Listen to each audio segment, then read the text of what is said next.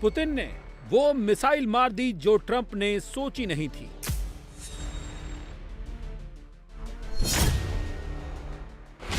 रूस ने उस बिल्डिंग पर हमला कर दिया जहां जेलेंस्की ने सोचा नहीं था।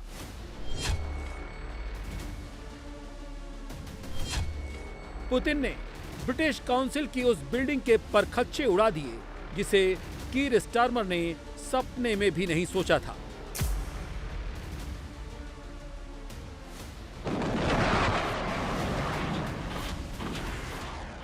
सितंबर शुरू होते ही यूक्रेन पर रूस का ऐसा हमला शुरू हुआ जो पिछले 3 साल में नहीं हुआ था।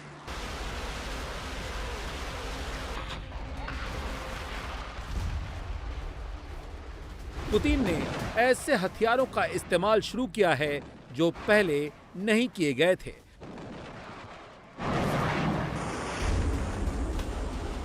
चौबीस घंटे में रूस यूक्रेन जंग विनाशक से महाविनाशक हो गई है।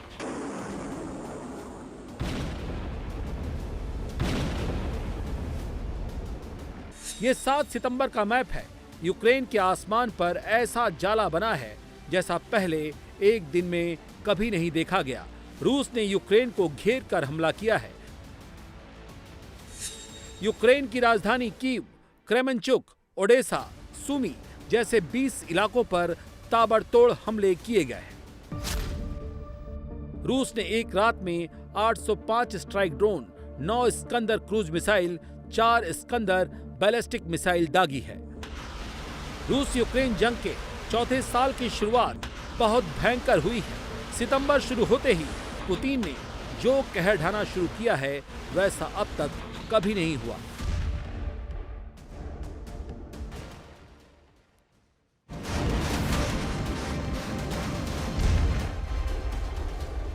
रूस ने पहली बार यूक्रेन की किसी बड़ी सरकारी इमारत पर हमला बोला है।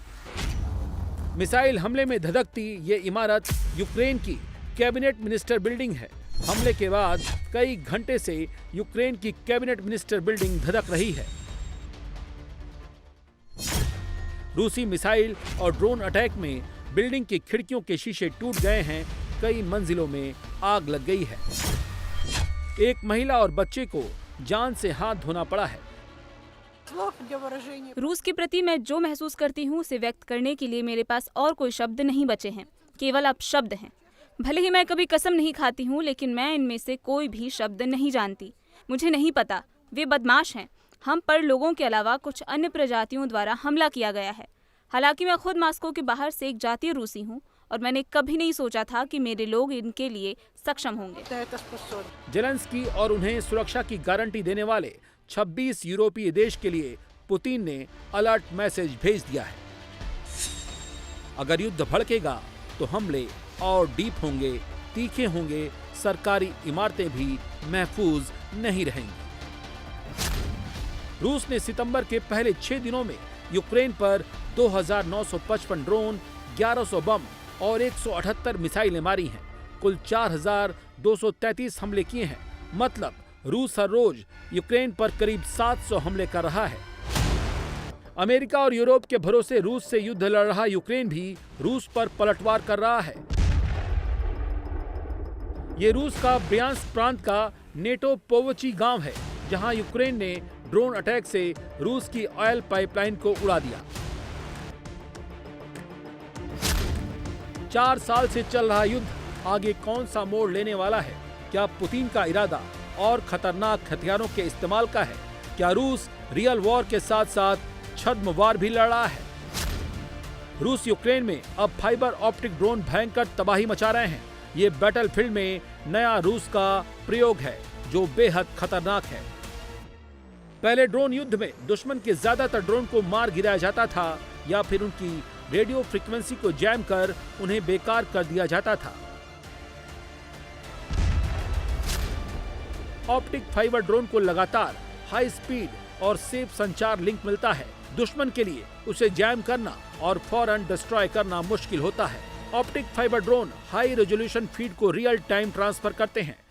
फाइबर ऑप्टिक ड्रोन को आमतौर पर 20 किलोमीटर की रेंज में उड़ाया और अटैक किया जा सकता है। रूस ने ऐसे कामिकेज ड्रोन को मॉडिफाई कर ऐसे फाइबर ऑप्टिक ड्रोन डेवलप किए हैं जो 40 किलोमीटर तक जा सकते हैं। ये दुश्मन के टैंक और सेना पर सुसाइडल अटैक कर उसे भारी नुकसान पहुंचा सकते हैं। रूस इन्हें यूक्रेन के उन क्षेत्रों से लॉन्च कर रहा है जो उसने कब्जा किया है। फाइबर ऑप्टिक ड्रोन वॉर में रूस ने यूक्रेन को बहुत पीछे छोड़ दिया है। रूस इनकी मदद से यूक्रेन के उन टारगेट को नेस्तनाबूद कर रहा है जो किसी इमारत में छुप कर रखे गए हैं या फिर जंगल में। युद्ध में फ्रंट लाइन पर टैंक आर्मी की जगह अब रूस ने कई इलाकों में बाइक आर्मी को उतार दिया है। टैंक आर्मी से आमने सामने की लड़ाई होती है, बाइक आर्मी गुरिल्ला वॉरफेयर में माहिर होती है। अचानक बाइक में 2 या अक्सर सिंगल जवान आता है, दुश्मन पर हमला करता है और तेजी से गायब हो जाता है। रूस यूक्रेन युद्ध अब चेस की तरह लड़ा जा रहा है। अगर आप सोचते हैं कि सेनाएं आमने सामने खड़ी हैं तो ऐसा नहीं है। बाइक आर्मी ने युद्ध का पूरा सीन ही बदल दिया है। पहले ऑप्टिक फाइबर ड्रोन से टारगेट की पहचान की जाती है, फिर बाइक आर्मी का कोई जवान आता है और हथियारों से मॉडिफाइड बाइक से अटैक कर यूक्रेन की सेना को तबाह कर देता है। रूस की बाइक आर्मी के पास जैमर भी है जो दुश्मन के ड्रोन को जाम कर देते हैं। ये एंटी ड्रोन डिवाइस और ड्रोन स्कैनर से भी लैस हैं। अगर बाइक आर्मी को दुश्मन देख भी लेता है और ड्रोन अटैक या मिसाइल अटैक करता है तो पूरे ग्रुप को खत्म करना मुश्किल होता है। बाइक आर्मी तेजी से रास्ता बदलते हुए आगे बढ़ जाती है। यूक्रेन ने रूस का मुकाबला करने के लिए फ्लेमिंगो मिसाइल से हमले शुरू किए हैं। ये मिसाइल सस्ती है और दुश्मन को काफी ज्यादा नुकसान पहुंचाती है। फ्लेमिंगो मिसाइल ने एक ही प्रहार में रूस के 6 होवरक्राफ्ट को तहस नहस कर दिया। फ्लेमिंगो मिसाइल की रेंज 3000 किलोमीटर है। ये 1150 किलोग्राम वॉरहेड ले जा सकती है। ये ग्राउंड से लॉन्च करने वाली क्रूज मिसाइल है। यूक्रेन के पास हर महीने एक फ्लेमिंगो मिसाइल बनाने की ही क्षमता है। सितंबर शुरू होते ही रूस ने यूक्रेन पर मिसाइलों के साथ क्रूड बम से भीषण हमले तेज कर दिए हैं। अब यूक्रेन ने भी नए ग्लाइडेड क्रूड बम से पलटवार शुरू किया है। पहले यूक्रेन इसे सुखोई 24 से दागता था, अब मिग-29 से फिट कर रूस पर दागना शुरू किया है। इसे रूस की UMP ग्लाइडेड बम की तकनीक पर डेवलप किया गया है। रूस यूक्रेन जंग में रियल लड़ाई के साथ साथ छद्म वॉर भी लड़ी जा रही है। एक दूसरे को जंग के मैदान में गच्चा देने के लिए लड़ाई के मैदान में नकली टैंक और नकली सेनाएं खड़ी की जा रही हैं। जेलेंस्की ने पुतिन की आर्मी को शॉक देने के लिए M777 होवित्जर तोप युद्ध के मैदान में खड़ी की है। देखने में बिल्कुल रियल लग रही है। इसके साथ मिसाइल लॉन्चर और बख्तरबंद वाहन भी हैं। इस तोप से निकले गोले 30 से 40 किलोमीटर तक दुश्मन को छलनी कर देते हैं। ये 1 मिनट में 5 गोले दाग सकती है।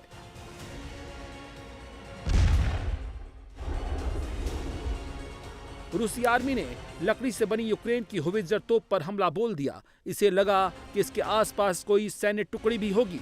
दरअसल जेलेंस्की की सेना ने पुतिन की आर्मी को ट्रैप में फंसाने के लिए ये जाल बुना था, जिसमें रूसी आर्मी फंस गई। रूसी सैनिक जब नकली M777 होवित्जर तोप के पास यूक्रेन के सैनिकों को खोज रहे थे, तभी यूक्रेन ने उन पर हवाई हमला कर दिया और भारी नुकसान पहुंचाया। युद्ध क्षेत्र में अगर एक जगह पर 8 से 10 होवित्जर तोपें दुश्मन की तरफ मुंह किए खड़ी हों, तो कोई भी यही सोचेगा कि यहाँ इन्फेंट्री डिवीजन की तैनाती है। ये सच नहीं है और ना ही ये तोपें असली हैं। इन्हें लकड़ी और प्लास्टिक से तैयार किया गया है। इनके ऊपर ऐसी पेंट लगाई गई है जिससे ये असली होवित्जर तोपें जैसी दिखें। यूक्रेन ने रूस की इन्फेंट्री डिवीजन को झांसा देने के लिए बैटलफील्ड में कई जगह ऐसे तोपखाने खड़े किए हैं। इस नकली आर्टिलरी को यूक्रेन आर्मी ने 3 एक्सेस नाम दिया है। यूक्रेन के नचासी ग्रुप ने नकली आर्टिलरी के 160 मॉडल अब तक यूक्रेन की सेना को बेचे हैं। इस नकली आर्टिलरी को वॉर जोन में सिर्फ 5 मिनट में तैनात किया जा सकता है। ये नकली तोपखाना सिर्फ $500 में तैयार किया जाता है और युद्ध के मैदान में दुश्मन को घंटों रोके रख सकता है। यूक्रेन की इन्फेंट्री डिवीजन का ये एक और घातक हथियार है जिसे रूसी सेना को तबाह करने के लिए तैनात किया गया है। ये भी नकली है। दरअसल कई बार रूस इन्हें असली हथियार समझकर मिसाइल अटैक करता है या कामिकेज ड्रोन भेजता है। इन नकली हथियारों को तबाह करने में रूस का काफी ज्यादा पैसा खर्च होता है, क्योंकि लाखों की मिसाइलें नकली टारगेट को तबाह करने में बर्बाद हो जाती हैं। छद्म वॉर में रूस भी पीछे नहीं है। पुतिन ने तो जंग के मैदान में नकली बटालियन ही खड़ी कर दी है। इन्हें रूस की फर्म रुसबल ने बनाया है। इन डमी सैनिकों की बॉडी में ऐसा सिस्टम फिट किया गया है जिससे ह्यूमन बॉडी की तरह हीट निकलती है। ये दुश्मन की इंटेलिजेंस गैदरिंग को मिसलीड कर उन्हें युद्ध क्षेत्र में भारी झटका पहुंचाते हैं। ये दुश्मन के वॉकी टॉकी से आने वाले रेडियो सिग्नल को भी रिफ्लेक्ट कर दुश्मन के रडार को गुमराह कर देते हैं। 26 देशों की गारंटी के बाद पुतिन का माथा ठनका है। अब रूस यूक्रेन जंग बहुत आगे बढ़ सकती है। अमेरिका ने भी अपने डिपार्टमेंट ऑफ डिफेंस का नाम बदलकर डिपार्टमेंट ऑफ वॉर कर दिया है। सेकेंड वर्ल्ड वॉर के बाद ये पहला मौका है जब अमेरिका ने ऐसा बदलाव किया है। पुतिन भी पीछे हटने को तैयार नहीं है। पुतिन ने युद्ध का सामान तेजी से बनाने के ऑर्डर जारी कर दिए हैं। समारा में पुतिन ने एक फैक्ट्री का भी दौरा किया। यहाँ रॉकेट और फाइटर जेट के इंजन बनाए जाते हैं। सोवियत संघ के दौर की तरह आज रूस विमान और रॉकेट इंजन के विकास और उत्पादन में विश्व के 5 शीर्ष देशों में से है। अकेले पिछले 4 वर्षों में फाइटर जेट इंजन्स के प्रोडक्शन में 50% से अधिक की वृद्धि हुई है। 50%. पुतिन यूं ही 26 देशों के सामने नहीं डटे हैं। उनका खुफिया तंत्र बहुत मजबूत है। वो खुद लंबे अरसे तक खुफिया तंत्र का हिस्सा रहे हैं। उन्हें मालूम था आज नहीं तो कल यूरोप और अमेरिका से टकराव बढ़ेगा और लिहाजा पुतिन ने स्वदेशी पर जोर दिया और अब रूस लेटेस्ट गैस टरबाइन इंजन और सुखोई सुपरजेट फाइटर प्लेन के इंजन के पुर्जे इंपोर्ट करने के बजाय खुद बनाने में सक्षम हो गया है।